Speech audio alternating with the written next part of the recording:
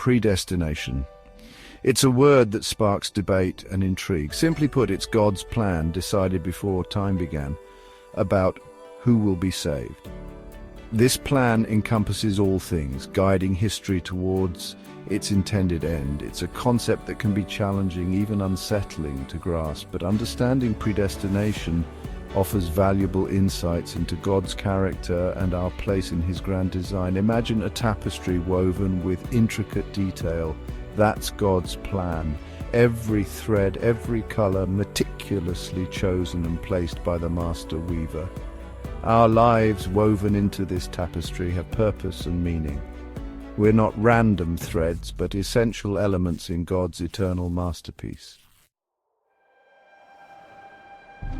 Predestination extends beyond humanity. It includes angels, both the faithful and the fallen.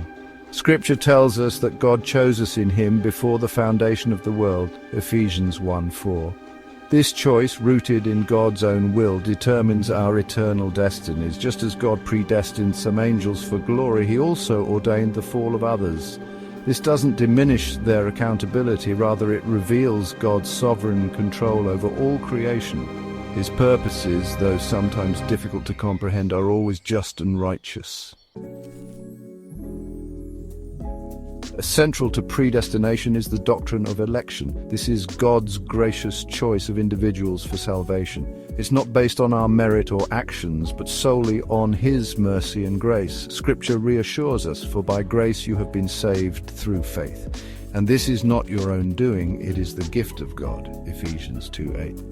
Election can be understood in different senses. There's corporate election, where God chooses a group like the nation of Israel for a specific purpose. Then there's individual election, where God chooses individuals like Abraham for a unique role in His plan. Section 4, Reprobation, the difficult truth. The counterpart to election is reprobation, a concept that often evokes discomfort. It refers to God's decision to pass over some, leaving them in their sin. This doesn't mean God creates people for damnation. Rather, it signifies His just judgment on sin, allowing humanity to face the consequences of rejecting Him. Objections to reprobation are understandable. However, we must remember that God's ways are higher than ours. As stated in Isaiah 55, verses 8 to 9, He is both merciful and just, and His judgments, while inscrutable, are always righteous. Section 5, Divine Order, Supralapsarianism versus Infralapsarianism. Theological discussions delve deeper into the order of God's decrees, leading to two main viewpoints: supralapsarianism and infralapsarianism. Supralapsarianism posits that God first decreed election and reprobation, then creation and the fall.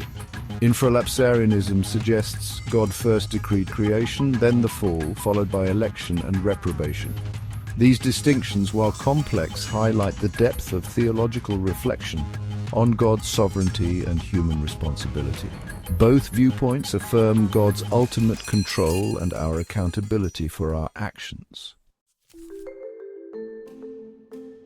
This is merely an introductory exploration of predestination. Further study and reflection are encouraged for a more comprehensive understanding.